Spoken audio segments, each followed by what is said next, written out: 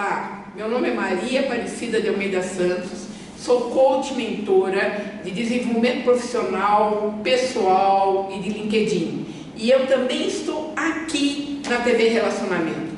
Vem com a gente!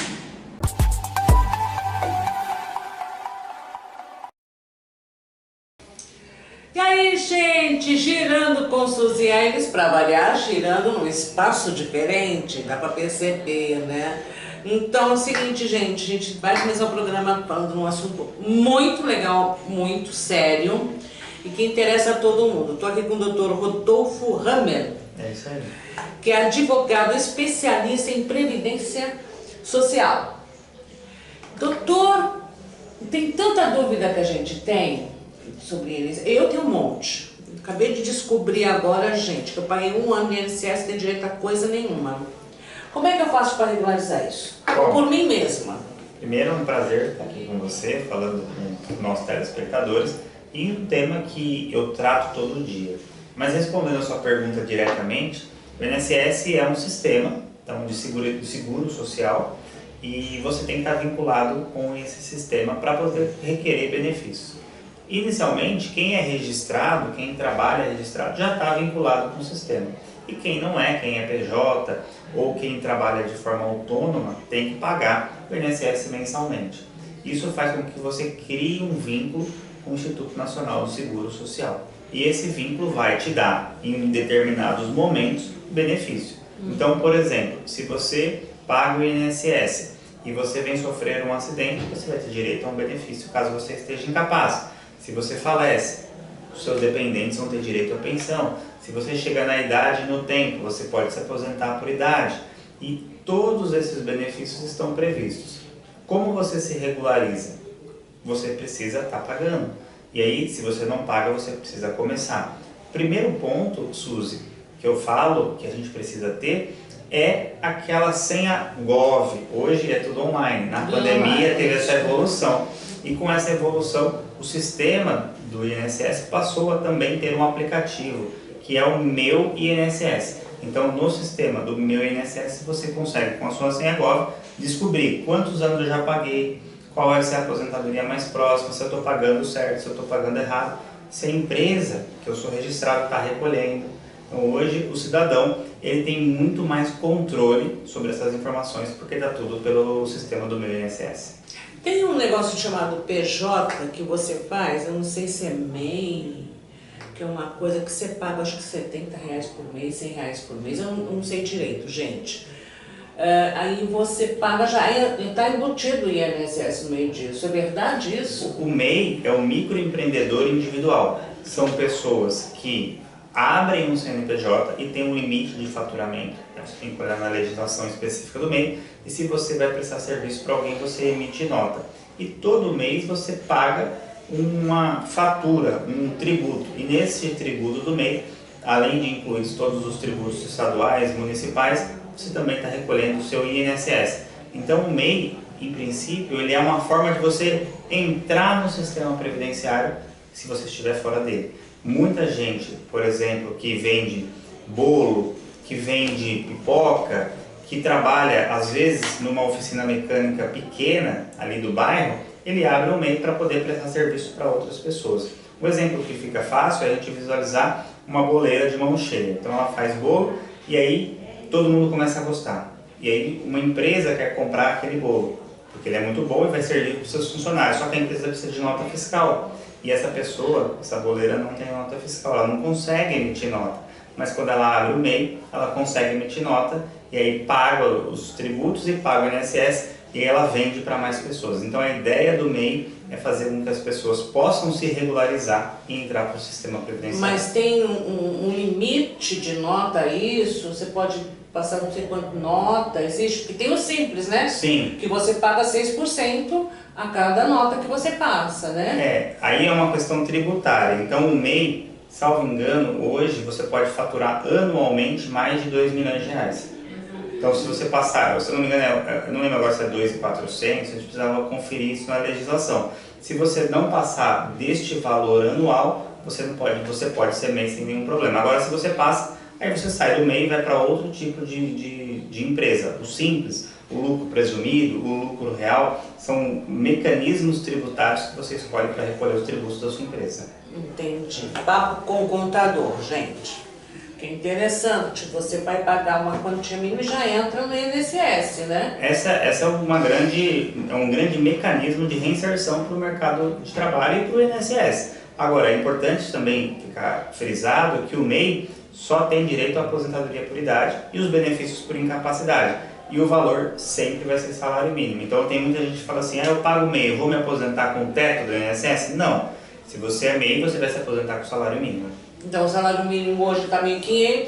1.518. Daqui 14 anos vai estar quanto? Vai saber Deus Não. nosso Senhor Jesus Cristo o que vai acontecer, se a moeda vai ser a mesma. Não dá para saber, a gente vai ter que acompanhar aí ano a ano a evolução, o IPCA, a inflação, etc, para poder chegar no denominador comum. E se a pessoa morre antes? Como é que faz isso? Se a pessoa está pagando o INSS e ela vem a falecer, automaticamente, com o óbito dela, os dependentes passam a ter direito ao benefício. Mas se a pessoa não tem dependente, não tem filho, não tem marido? Se ela não tem dependente nenhum, ninguém vai receber o benefício previdenciário. Fica no governo. Acabou, aquele benefício é extinto. Mas às vezes ela morre, por exemplo, no 20º dia do mês, ela tem 20 dias a receber. Aí se ela tem algum outro parente, esse parente, se estiver dentro de uma linha de sucessão mesmo não dependente, ele pode pedir judicialmente esse valor. No caso, o meu irmão pode pedir esse valor. Poderia, porque o seu irmão ele é seu herdeiro, desde que você não seja casada, não tenha filhos e não tenha pais. Aí vai para o irmão. Então a gente vai criando uma escadinha até chegar num herdeiro, que esse herdeiro vai poder pedir esses 20 dias, ele não vai poder pedir a pensão. Não, é só os 20 dias, não a pensão, não os 20 anos. Não os 10 anos. Não. Tá, então a pessoa paga 10 anos, eu pago 10 anos. Aí, pum, bato as botas, vou falar com Deus. Certo. O dinheiro fica pro governo. Fica, o dinheiro fica. A Previdência Social é um sistema de equilíbrio financeiro e atuarial. Ao mesmo tempo que você pagou 10 anos e faleceu e não recebeu nada, a gente tem na outra ponta alguém que trabalhou um dia e morreu na fábrica e vai receber para sempre os dependentes. Então, o sistema ele busca, obviamente, o equilíbrio financeiro e atuarial. Será que aqui eu consigo equilibrar a saída com a entrada? Se eu não consigo, eu preciso mexer na legislação para fazer com que eu consiga equilibrar. E é por isso que tem, por exemplo, a reforma da Previdência. A mulher, antigamente, antes de 2019, ela se aposentava com 60 anos. A reforma aumentou para 62. O homem se manteve em 65. Mas daqui a, 5 anos, 10 anos, pode haver outra reforma falando que 65, 62 é muito novo e eles podem aumentar. Não, inclusive não é nem idoso, né? Nos 60 já não é mais idoso, agora é 70 anos. É porque hoje coisa assim, tá tendo. É porque hoje a gente tem a pessoa com mais idade numa qualidade de vida melhor. Então se você olhar historicamente, as pessoas morriam muito mais cedo e hoje as pessoas vivem muito mais. Então o que acontece com a Previdência? Ela faz um cálculo, nossa, eu estou pagando esse benefício por muito tempo, isso gera prejuízo para o meu cofre e a Previdência não pode nem ter prejuízo nem ter lucro, tem que manter o equilíbrio financeiro e atuarial. Entendi, perfeito. Vamos dar uma paradinha aí, gente, vamos lá para o nosso momento provisão. Todo mundo sabe que eu sou apaixonada por óculos.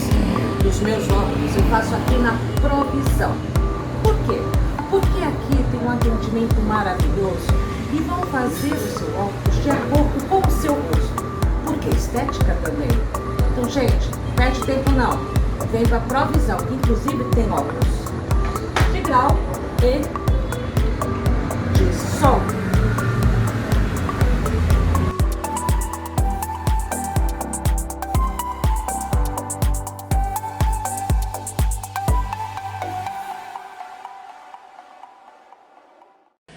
Então, gente, dá uma passadinha na Provisão, que a Provisão tem óculos maravilhosos e você vai adorar. Dia dos Namorados tá aí? Dá um óculos pro seu namorado, cara, que vai ser feliz e vai te ver melhor. Olha. Bom, a gente tem outras coisas. A fraude do INSS. Nossa, esse foi um grande problema, foi descoberto agora em 2025. E essa fraude do INSS, que se apura hoje um prejuízo em torno de 6,3 bilhões de reais para os aposentados. Bilhões. O que em regra aconteceu? O governo permite que associações e sindicatos se vinculem através de um convênio com o INSS e com isso eles possam oferecer serviços e produtos para os aposentados. Então, em regra, ele deveria ligar para o aposentado, entrar em contato e falar, olha, nós somos uma associação e nós temos determinados benefícios para você, olha, um clube de campo, um espaço para você fazer churrasco, assessoria jurídica, assessoria de contador. Você quer aderir ao nosso sistema? Custa R$80 por mês. Só que o que foi descoberto é que essas associações começaram a ter associados sem esses associados nunca terem autorizado.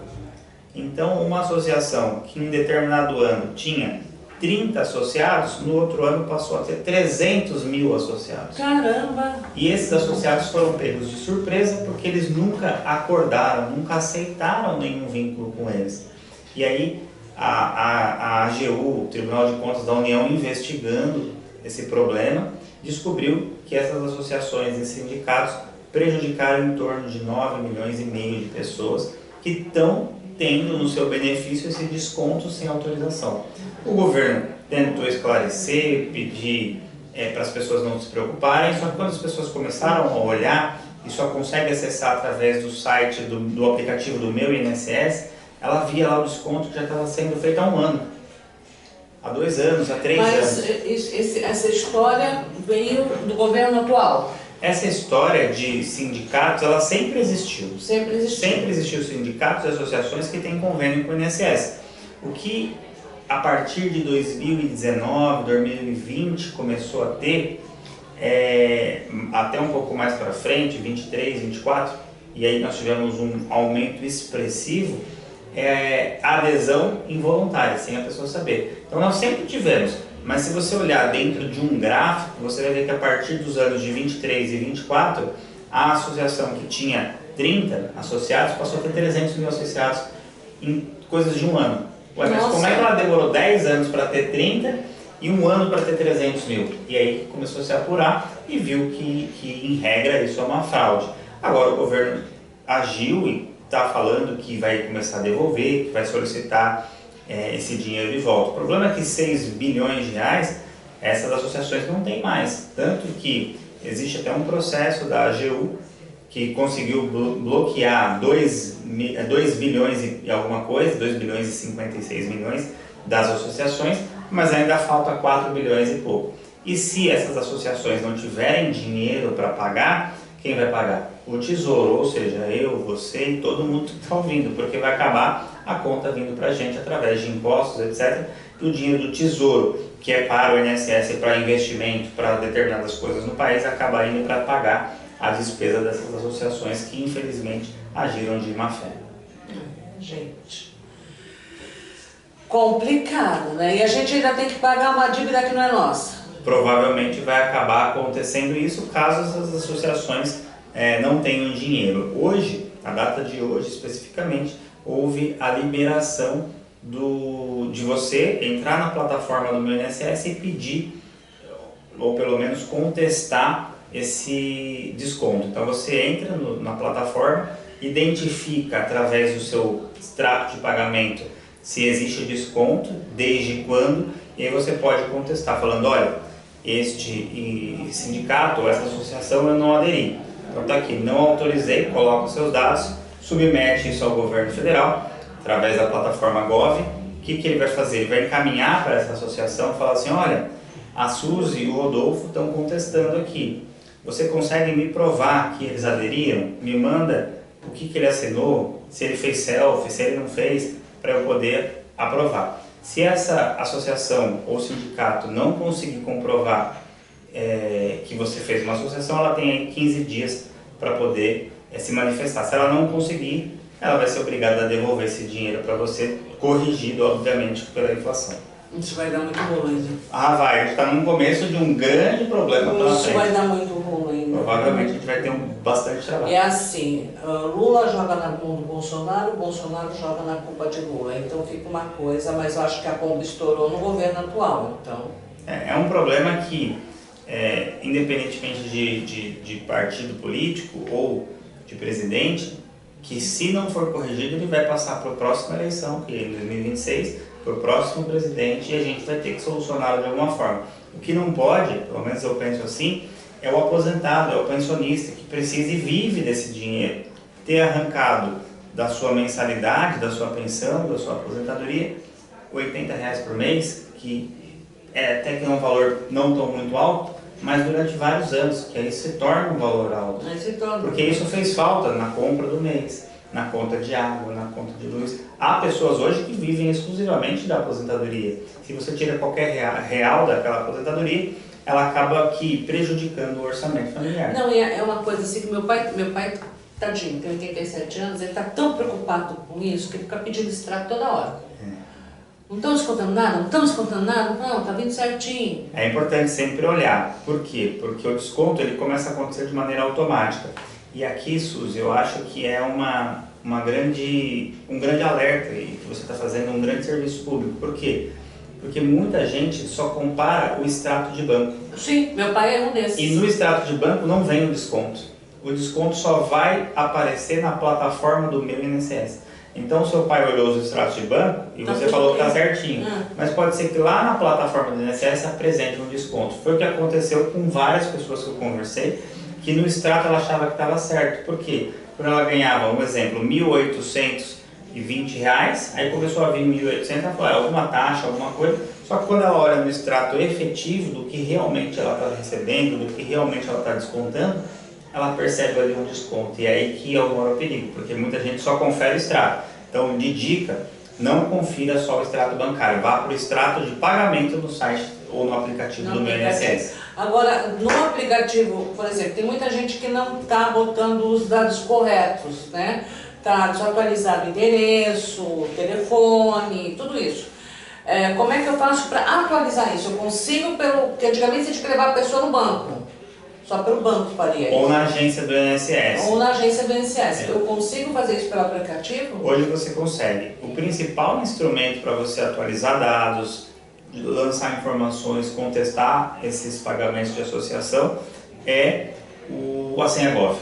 Então você precisa ter a senha Gov. E muita gente não tem a senha Gov ou essa pessoa perdeu a senha Gov e ela precisa recuperar. Mas peraí, vamos no caso de uma pessoa que tem 86 anos, que não sabe mexer em computador, não sabe mexer nada. Como é que ele faz isso? A única maneira é pela senha Gov e pelo aplicativo. Então, a gente tem recomendado procurar alguém de confiança. Um filho, um neto, um advogado, um contador que tenha facilidade com isso e auxilie ele a acessar o sistema.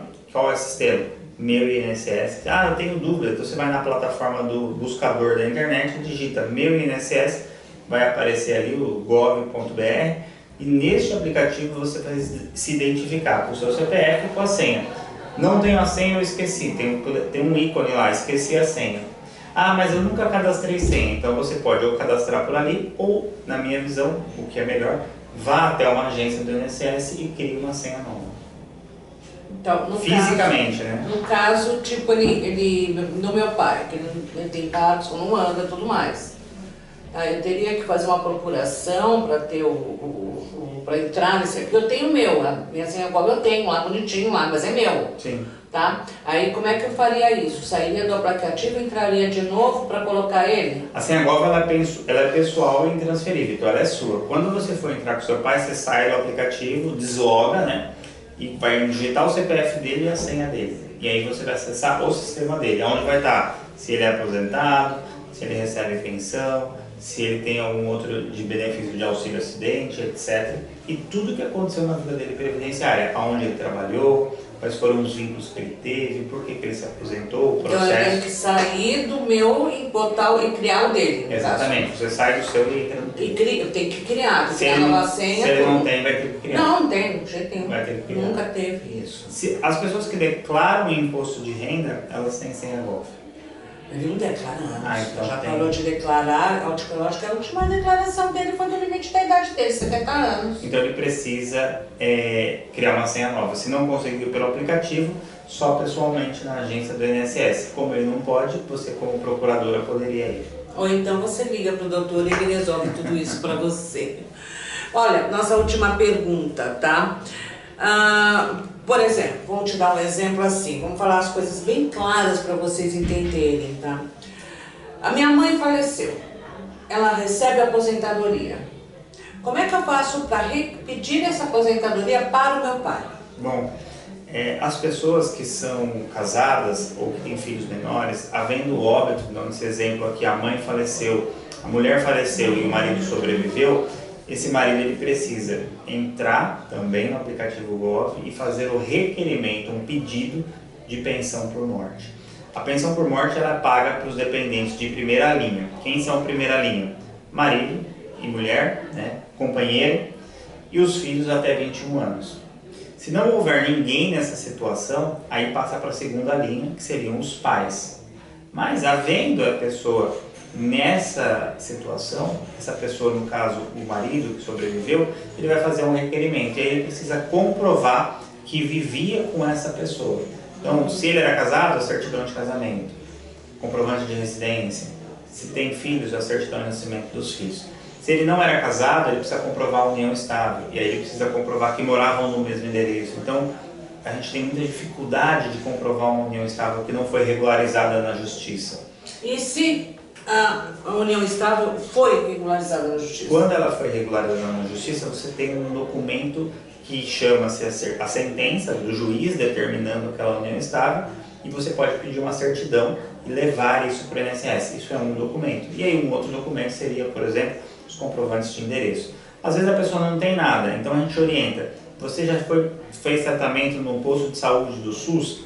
Vai até lá e puxa o seu endereço no posto de saúde, porque o Sistema Único de Saúde é um sistema de seguridade social, e para a gente verificar, vamos verificar aqui o endereço da dona Joana no SUS e o do marido dela, que é o seu Roberto, no SUS, se bater o endereço. Às vezes você compra um produto numa loja de eletrodomésticos, você faz um seguro para ficar aquele seguro aquele bem protegido, esse comprovante vale. Se tem um seguro de vida, se você é sócio de um clube, se você foi no tabelião e fez uma declaração. Então tem vários documentos que você precisa comprovar caso você não seja casado no civil. Mesmo, se for casado no civil, mesma coisa, precisa dos documentos. É que se for casado no civil, a certidão de casamento supre todos os documentos porque a dependência é presumida. Dos filhos é a certidão de nascimento, então às vezes falece um pai e deixou aí a mãe e 2 filhos. Os 2 filhos é só juntar a certidão de casamento, de nascimento, provando que eles são menores de 21 anos, vão receber. A mãe, se ela for casada, a certidão de casamento também dá certo. Às vezes não tem a união estável, às vezes a mãe está realmente separada de fato, e é só os filhos, então a gente precisa analisar caso a caso, mas são os documentos que provem que um depende do outro. Essa é a ideia. Entendi. E quando a pessoa simplesmente ela é casada, mas são separados? Isso acontece. Tem briga judicial. Isso acontece muito. A pessoa é casada no papel, mas de fato ela é separada. O que vale é o de fato. Se ela é separada e mora na rua A e o companheiro mora na rua F, então são distantes, você não vai receber a pensão, só se vocês morarem na mesma residência. Muita gente até fala assim, se eu levar a certidão de casamento e provar que eu estou casado, às vezes o INSS dá. Às vezes o INSS dá, mas não é uma coisa correta, porque de fato um não dependia do outro. Há processos de divórcio em que o marido ou a mulher fica responsável em pagar uma pensão. Se ele paga a pensão e faleceu, aí tem direito à aposentadoria, porque a pensão... E se ele não paga a pensão? Aí não tem. Não, o juiz dá a pensão. O juiz deu, mas ele não pagou a pensão e você está cobrando. Aí se ele falecer, como tinha uma cláusula lá que ele tinha que pagar e você prova que estava executando o que precisava, você teria direito à pensão do INSS. Se pegou, mané. Vamos pegar o doutor. Bom, então a gente já tem bastante coisa que... Faltou alguma pergunta? Sim. E quem não paga INSS? A pessoa que nunca pagou INSS... Ela pode se aposentar? Ela não consegue se aposentar. Isso é um mito que se criou porque a pessoa fala assim, meu vizinho nunca pagou e ele aposentou. Não, ele não é aposentado. O que ele pode receber, se comprovar, é um benefício assistencial, que se chama benefício de prestação continuada.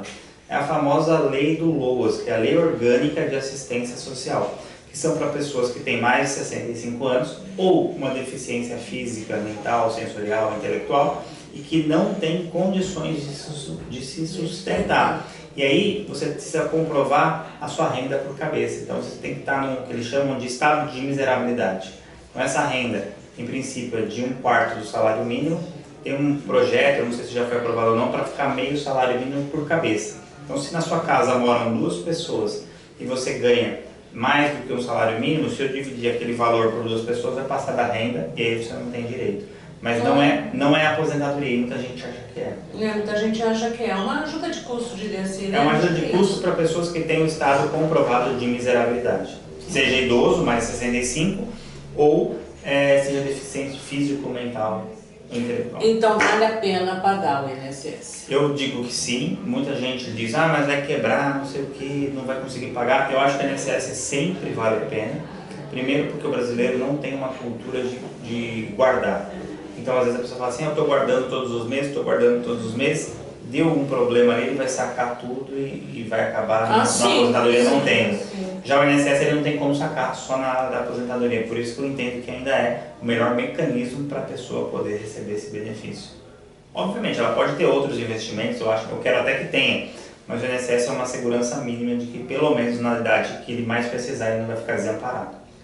Doutor, como que a gente entra em contato com o senhor, quem quiser aí orientação sobre o INSS, previdências e algo mais? A gente tem no Instagram, então no Instagram é @rodolfo.hammer, que é o meu nome, e também no YouTube a gente tem um canal que é Rodolfo Hammer, onde a gente inclusive tira dúvidas, esclarece, sempre no caráter informativo, informações sobre o INSS, revisão, recurso, por que o seu processo demora, quais são os mecanismos que você pode fazer para o processo mais rápido, etc.